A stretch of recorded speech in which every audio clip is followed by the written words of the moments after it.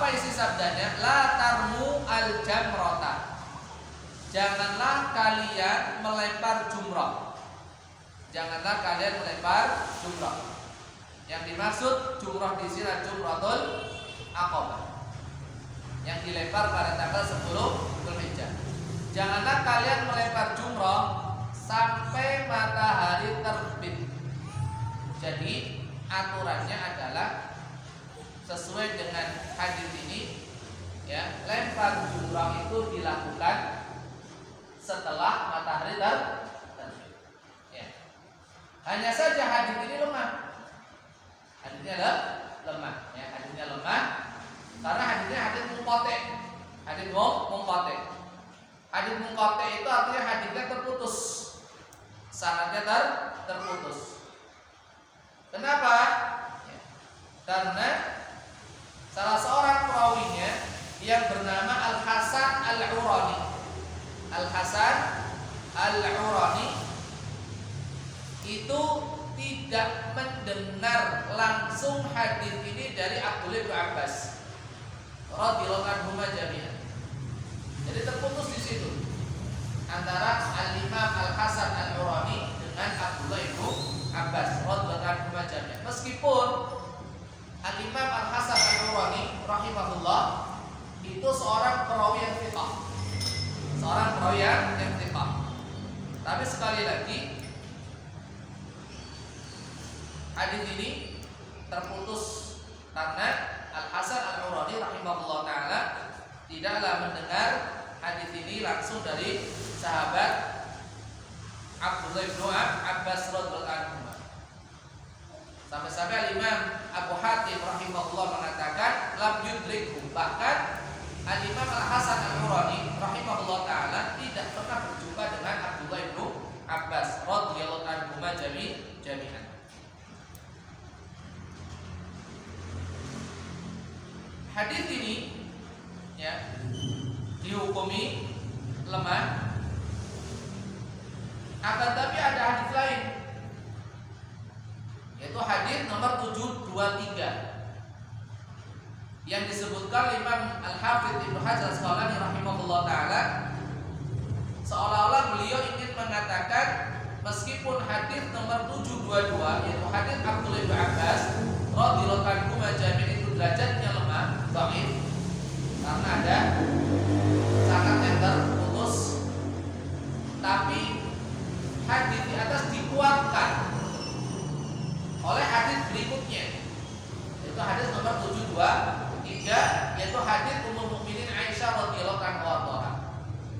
Jadi disebutkan yang hadis Aisyah radhiyallahu anha setelah hadis Abdullah bin Abbas radhiyallahu anhu jami'an yang lemah sanadnya, itu seolah-olah beliau Al-Hafidz Ibnu Hajar Asqalani rahimahullah ini mengatakan meski lemah tapi ada hadis yang menguatkan.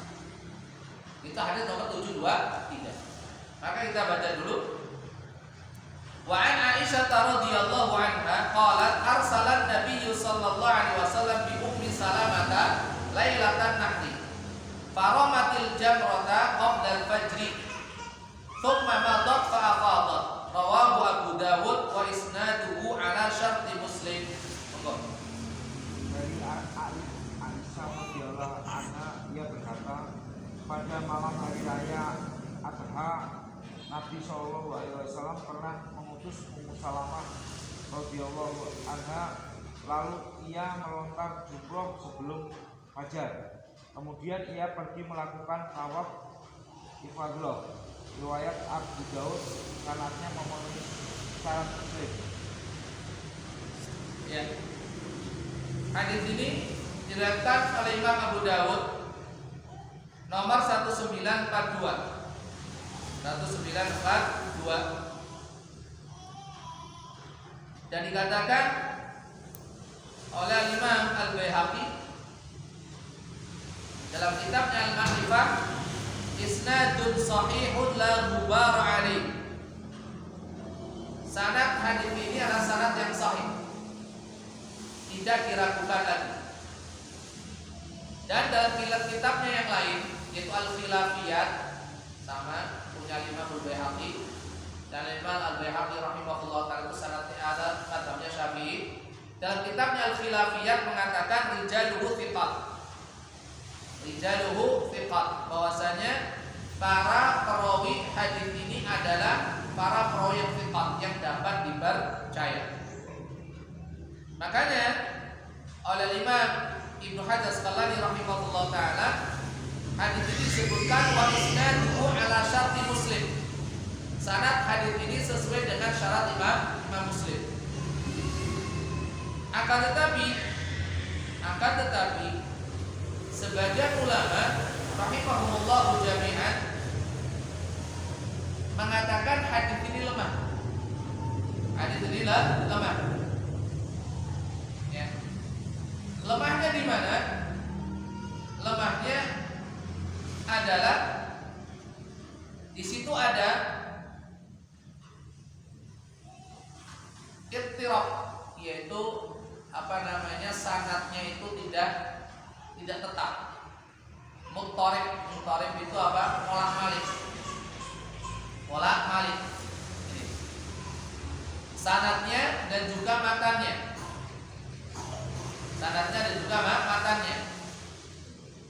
Bagaimana? Karena di sini disebutkan bahwasanya Nabi sallallahu alaihi wasallam, dari Aisyah radhiyallahu anha beliau berkata, Nabi sallallahu alaihi wasallam mengutus Ummu Salamah pada malam hari raya Idul Adha, malam takbiran. Kemudian Ummu Salamah melempar jumrah sebelum datang waktu fajar.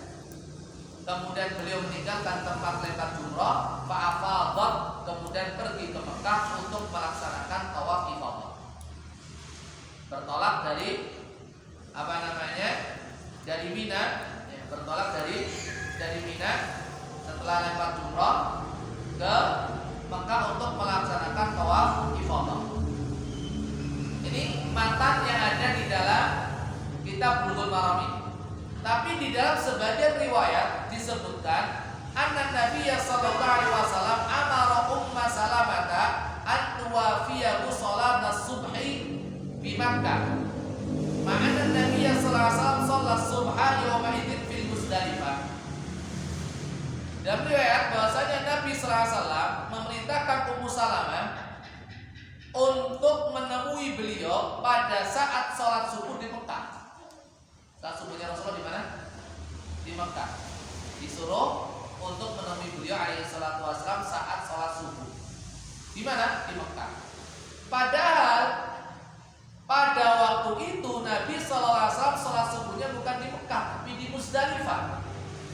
Di Muzdalifah. Maka dari itu sekali lagi hadis ini dihukumi lemah oleh sebagian ulama. Karena dari segi matanya, dari segi redaksi hadisnya itu tidak tetap, artinya bolak-balik, bolak-balik. Adapun ucapan Al-Hafidz Ibnu Hajar Asqalani rahimahullah taala mengatakan wa isnaduhu ala syarti Muslim, dan sanad hadis ini sesuai dengan syarat Imam Muslim. Kalimat ini tidak lantas menunjukkan akan kesahihan hadis. Tidak menunjukkan bahwasanya hadis itu sahih. Ini karena apa? Bisa jadi para perawi rahimahullah jami'an yang dipakai oleh Imam Muslim rahimahullah taala dalam kitab sahihnya itu kemudian di dalam meriwayatkan hadis tidak ada cacatnya. Memang jadi seperti ini, Imam Muslim memiliki nama-nama perawi yang beliau pakai. Pokoknya kalau dari fulan ada nama-nama itu, pokoknya diterima sama beliau. Lah, sanad hadis ini, hadis Abu Dawud ini rahimahullah taala sama. Para perawinya adalah sama dengan nama-nama para perawi rahimahullah jami'an yang dipakai Imam Muslim. Bisa paham ya? Jadi nama-nama para perawi rahimahullah jami'an yang ada dalam hadis Abu Dawud ini sama dengan nama-nama perawi yang dipakai oleh Imam Muslim.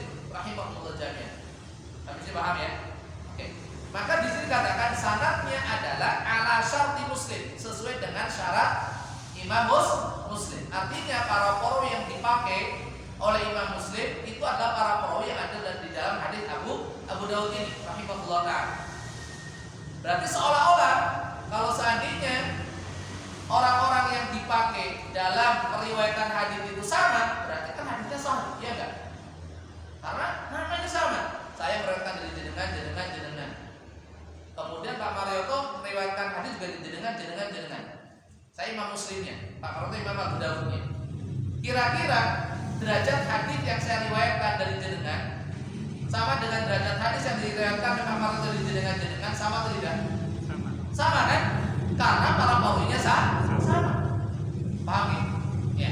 Maka seolah-olah Imam Ibnu Hajar Asqalani rahimahullah ta'ala mengatakan berarti hadisnya sahih. Kan gitu kan? Karena para perawinya sama. Tapi tidak. Meskipun para perawinya sama, tidak lantas menjadikan hadis yang disampaikan Imam Pak Marioto dari jenengan itu sahih sebagaimana hadis yang diriwayatkan dari jenengan. Kenapa harus begitu? Kenapa tidak lantas hukumnya sama? Alasannya apa? Padahal para perawinya sama. Satu saya meriwayatkan, satu yang meriwayatkan Pak Marioto. Kenapa? Tidak lantas menjadikan derajat hadis itu sama. Kenapa?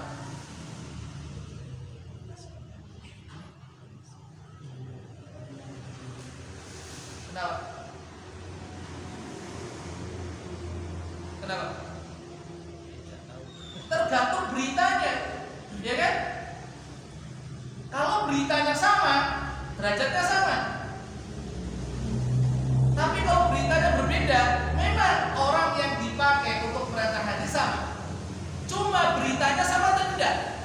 Tidak sama.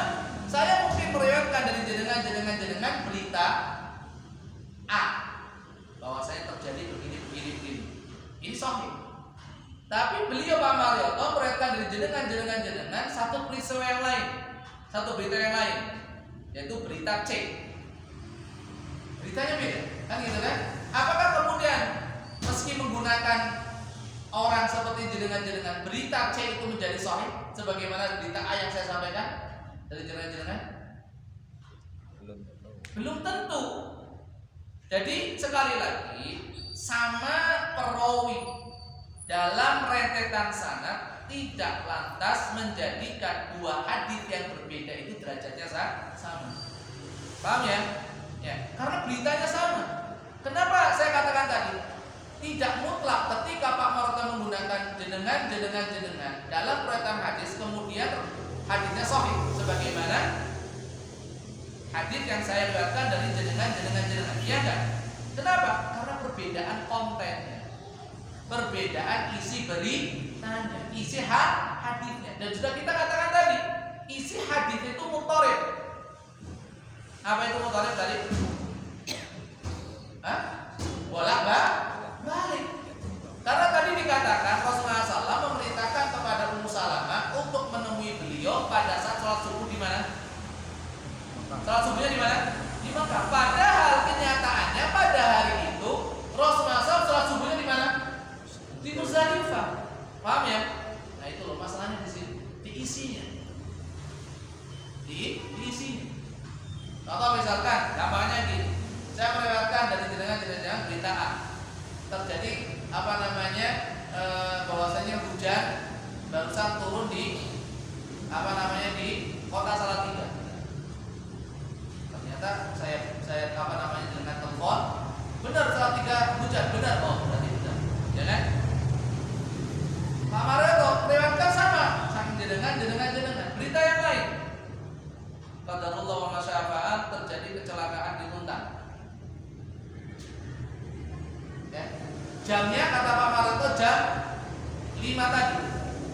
Jam 5. Setelah dicek ternyata jam 5 sana lengang, gak ada apa-apa. Ya. Padahal perawinya paham ya? Apakah lantas kemudian berita yang disampaikan Pak Marioto tadi menjadi sahih?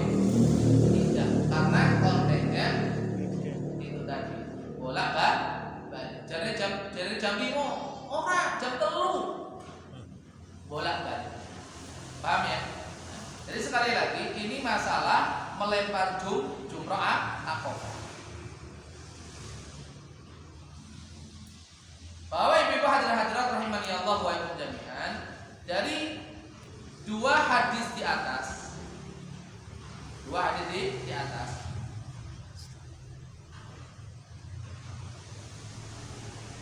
menunjukkan, dari hadis Abdullah bin Abbas radhiyallahu anhu dulu, menunjukkan bahwa satu, barang siapa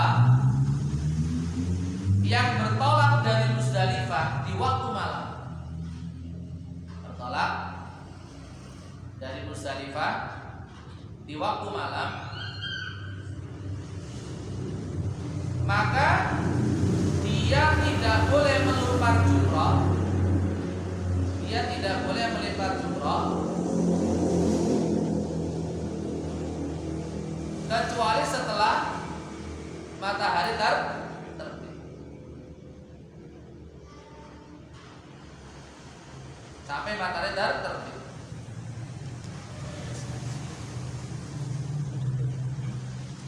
Itu faedah daripada hadis Abdullah bin Abbas radhiyallahu anhu jami'an. Akan tetapi tadi kita katakan hadis ini apa hukumnya? Lemah karena munqati. Karena munqati.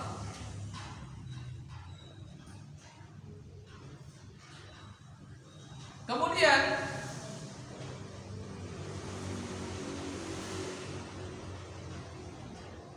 berarti yang benar bagaimana?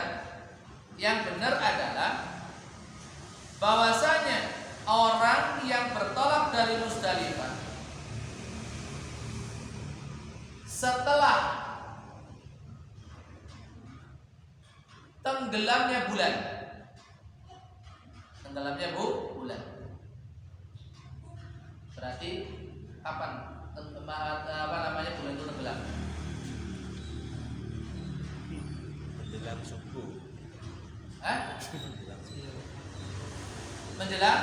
subuh. Menjelang subuh. Dan itu kan masih malam kan? Ya. Bertolak dari Musdalifah di waktu malam, ya, sebelum subuh. Maka diperbolehkan bagi siapa? Satu, orang-orang yang lemah, orang yang sudah tua, renta, atau orang yang sakit, atau kaum wanita, atau anak-anak, itu diperbolehkan, ya, untuk melempar jumrah meskipun sebelum subuh. Karena bertolak kan gini loh, urutannya kemarin dari Arafah dulu, terus kemana? Dari Arafah kemana? Mabit di Musdalifah. Kemudian dari Musdalifah bertolak kemana? Ke Mina. Di Mina ngapain? Lempar jumrah. Kan gitu kan? Jumrah apa yang dilempar? Jumrah Aqabah. Ya. 9 Dzulhijjah di Arafah. Kemudian kemudian bertolak ke Musdalifah. Kan gitu kan? Di Musdalifah bermalam sampai pagi. Kemudian bertolak ke Mina. Kan gitu kan? Bertolak ke Mina untuk lempar jumrah Aqabah. Setelah itu baru ke Mekah melaksanakan apa? Tawaf ifadah, menyembelih binatang korban dan tahallul. Itu berarti kan tanggal 10-nya hari raya. Maka diperbolehkan bagi, ya, 4 golongan tadi, orang yang sakit-sakitan, orang yang lemah sudah tua renta, kaum wanita, anak-anak, diperbolehkan, ya, untuk bertolak dari Musdalifah di waktu malam. Ya kan? Jadi mabitnya cuma sebentar. Bertolak di waktu malam menuju Mina. Ya. Untuk apa? Untuk melempar jumrah. Dan sesampainya di Mina, meskipun matahari belum terbit, meskipun belum waktu subuh, maka bagi mereka diberikan kesempatan melempar jumrah sebelum subuh. Melempar jumrah sebelum subuh. Padahal yang namanya lempar jumrah itu amalan pada tanggal berapa? 10 Dzulhijjah. Nah, kalau belum mancing waktu subuh, sudah masuk tanggal 10 Dzulhijjah belum? Hah? Belum. Kan gitu kan? Tapi ini bagi mereka ini diperbolehkan. Diperbolehkan. Kenapa? Ada 3 alasan. Alasan yang pertama, adanya dalil yang menunjukkan hal yang demikian, yaitu hadis riwayat Imam Bukhari nomor 1676, Imam Muslim nomor 1265, Imam Muslim nomor 1265, bahwasanya Abdullah ibnu Umar radhiyallahu anhu jami'an annahu qaddama dha'afata ahlihi fayaqifuna 'indal mash'aril haram bil Muzdalifah bil lail fayadhkuruna Allah ma badalahum thumma yatba'una qabla an yaqifa al-imamu wa qabla an yadfa' faminhum man yaqdamu mina li salatil fajr wa minhum man yaqdamu ba'da dhalik fa idza qadimu ramau jamarata wa kana Ibnu Umar radhiyallahu anhu yaqul urakhisu fi ulaika Rasulullah sallallahu alaihi wasallam. Jadi Abdullah bin Umar radhiyallahu anhu jami'an, beliau itu mendahulukan keluarga beliau yang lemah, yang sudah tua, yang mungkin lagi sakit, kaum wanita, ya. Untuk apa? Untuk mabit di Muzdalifah barang sesaat di waktu malam. Kemudian berzikir, ya, berzikir kepada Allah Subhanahu wa taala. Kemudian setelah itu apa? Diperintahkan untuk segera meninggalkan Muzdalifah. Meninggalkan Muzdalifah. Meskipun, ya, pimpinan rombongan yaitu Rasulullah SAW belum datang ke Muzdalifah, belum nyampe. Atau, ya,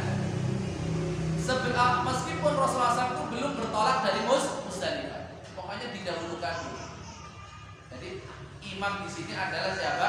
Amir, yang akan imami sholat Id, ya, atau yang khutbah Arafah. Meskipun imamnya itu belum datang, belum mabit di Muzdalifah, atau belum bertolak dari Muzdalifah, pokoknya didahulukan. Ya, sebentar di Muzdalifah berzikir dan sebagainya, itu suruh meninggalkan Muzdalifah. Makanya sebagian keluarganya ada yang sampai di Mina, pas sholat subuh. Ada yang sampai di Mina setelah sholat subuh. Nah, begitu mereka sampai, maka mereka langsung melempar jumroh. Kemudian Abdullah bin Umar radhiyallahu anhu jami'an mengatakan bahwasanya Rasulullah SAW telah memberikan rukhsah kepada mereka. Rasulullah SAW telah memberikan rukhsah kepada mereka. Ya. Jadi ada yang sampai sebelum subuh, ada yang sampai pas waktu subuh, ada yang sampai setelah waktu subuh. Begitu sampai di Mina langsung lempar jumroh.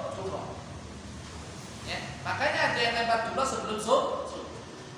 Ada yang lempar jumroh pas saat sholat subuh.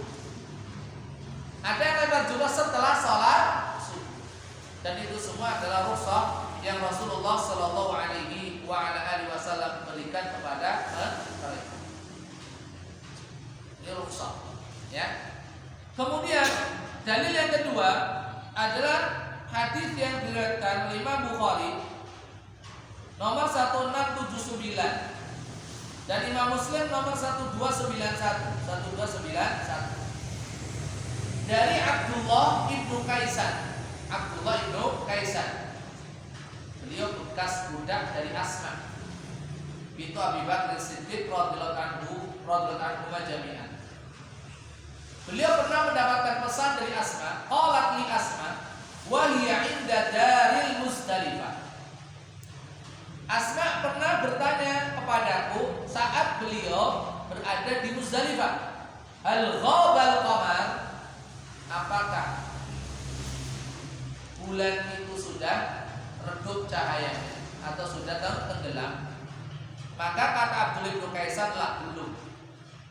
Fasallat sa'atan, kemudian beliau isi waktu-waktu menunggu tenggelamnya bulan itu untuk sholat. Tsumma qalat, ya bunayya hal ghabal qamar, kemudian tanya untuk kedua kalinya, bulannya sudah tenggelam belum? Kata Abdullah bin Kaisan, belum. Kemudian beliau isi waktu menunggu tadi dengan sholat. Fasallat sa'atan. Kemudian bertanya yang ketiga kalinya dengan pertanyaan yang sama, hal ghabal qamar, bulan sudah tenggelam belum? Barulah kata Abdullah bin Kaisan rahimahullah taala, sudah.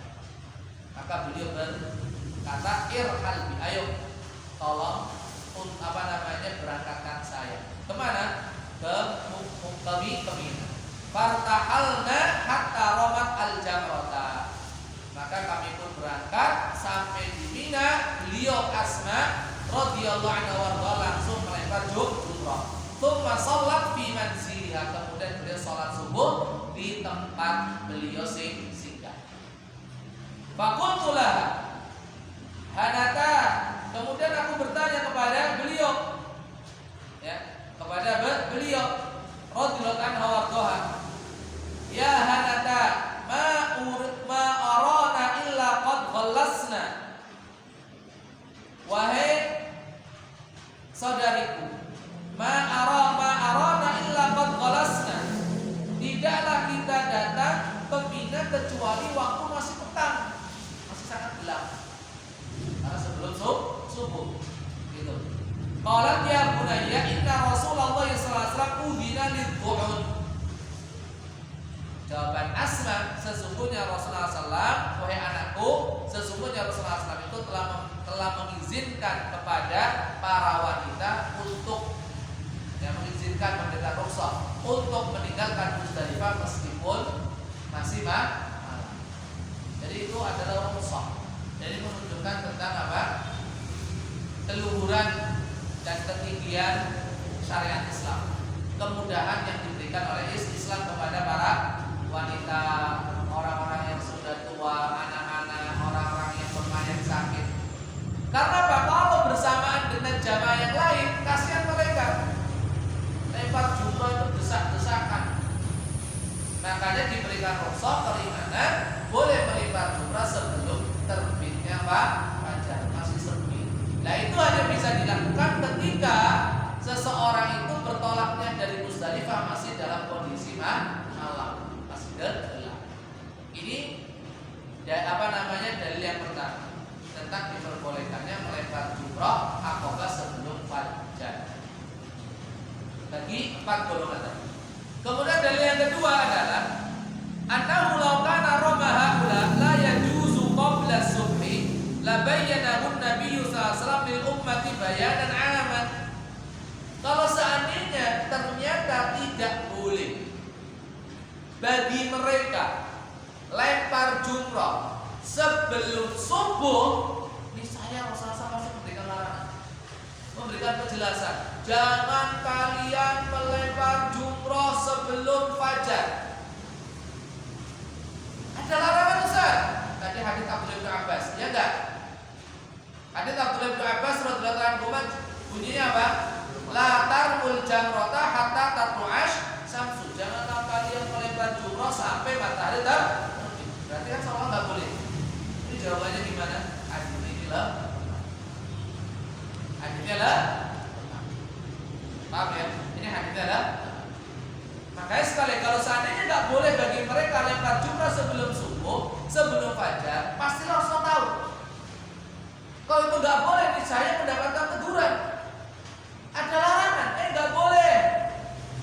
Ya.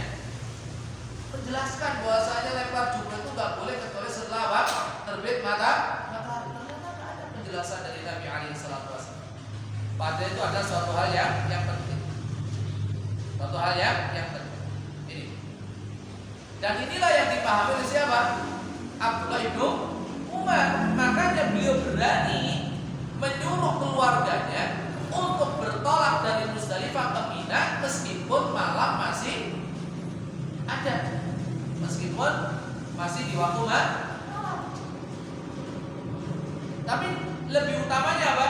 Setelah bulan itu tenggelam baru bertolak. Sebagaimana hadis Asma. Dan beliau pun menyuruh keluarganya begitu sampai di Mina langsung lempar jumroh meskipun belum masuk waktu subuh. Jadi dipahami Abdullah Umar radhiyallahu anhu. Ini alasannya. Alasan yang ketiga diperbolehkan bagi mereka melempar jumroh sebelum waktu saat fajar adalah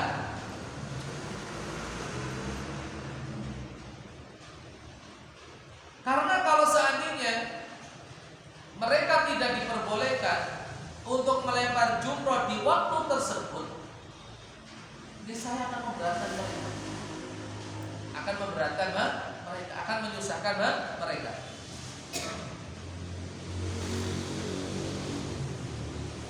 Karena apa? Karena mereka otomatis akan melempar jumroh Aqabah dengan berdesak-desakan bersamaan dengan jamaah yang lain, dan ini sangat menyulitkan mereka. Gitu ya. Jadi intinya adalah apa?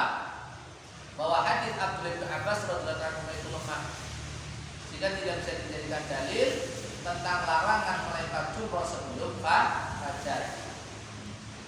Yang benar adalah bolehnya melempar jumroh ya Aqabah sebelum fajar, utamanya bagi 4 golongan tadi.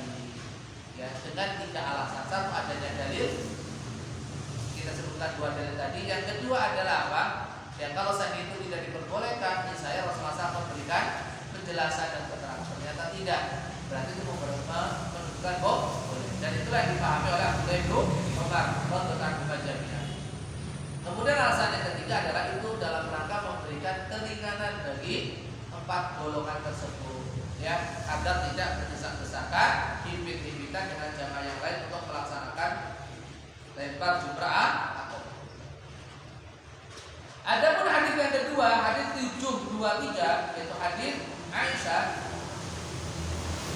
Apa yang bisa kita ambil dari hadis tersebut? Yang pertama adalah hadis tersebut merupakan dalil bolehnya 4 golongan yang tadi kita sebutkan untuk bertolak dari Musdalifah di waktu malam.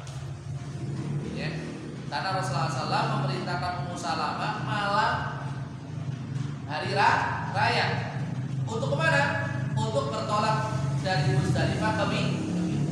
Jadi faedah yang pertama adalah bolehnya bagi 4 golongan yang kita sebutkan di atas untuk bertolak dari Musdalifah ke Mina pada waktu malam. Kemudian faedah yang kedua adalah tentang bolehnya melempar jumroh Aqabah sebelum fajar.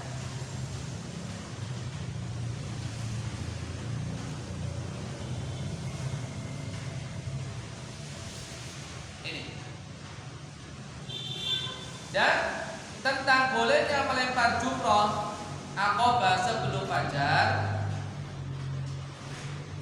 itu bukan mengamalkan hadis Aisyah ini, tidak.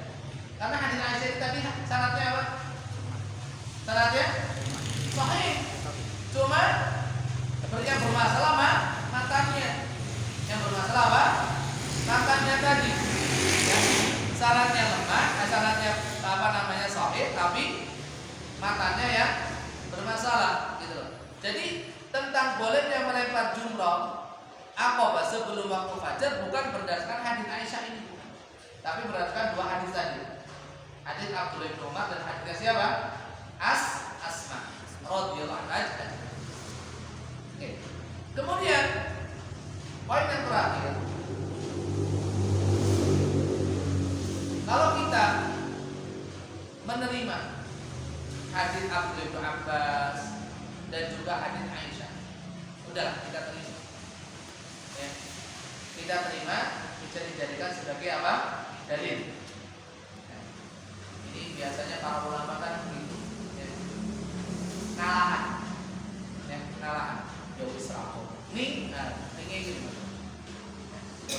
Tinggal bagaimana memahami dan juga menerapkannya dalam konteks praktek hukum gitu loh. Ya. Sebagai ulama berusaha, oke lah kita terima dua hadis di atas. Lalu mereka rahimahullah jami'an menggabungkan antara hadis Abdullah bin Abbas dan hadis Aisyah. Karena dalam hadis Abdullah bin Abbas radhiyallahu anhu secara zahir menunjukkan larangan melempar jumroh Aqabah sebelum fajar.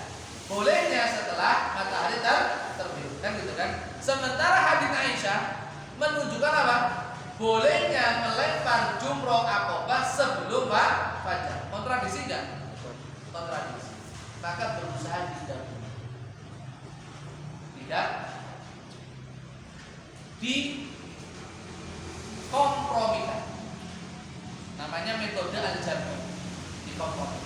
Hadis Abdullah bin Abbas melarang melempar jumroh sebelum fajar. Bolehnya setelah matahari terbit. Hadis Aisyah radhiyallahu anha menjelaskan bolehnya melempar jumroh sebelum fajar. Tapi itu benar nih. Maka dikompromi. Bagaimana cara mengkompromikan?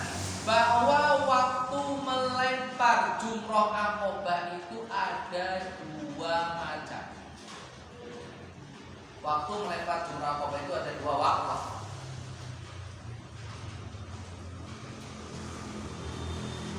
Yang pertama namanya waktul fadilah.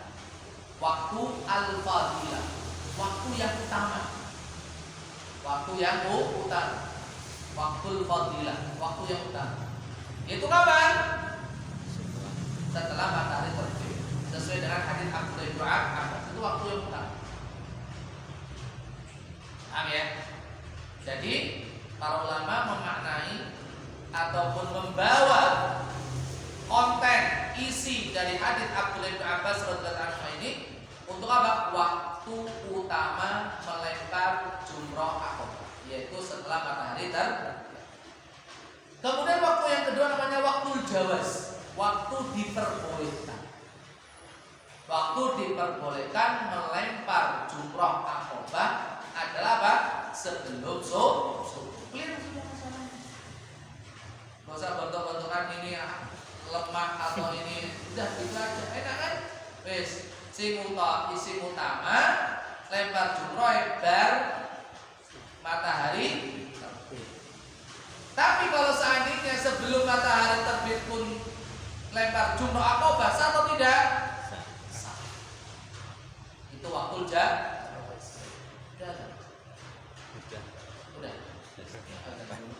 Ayo kita sholat dulu.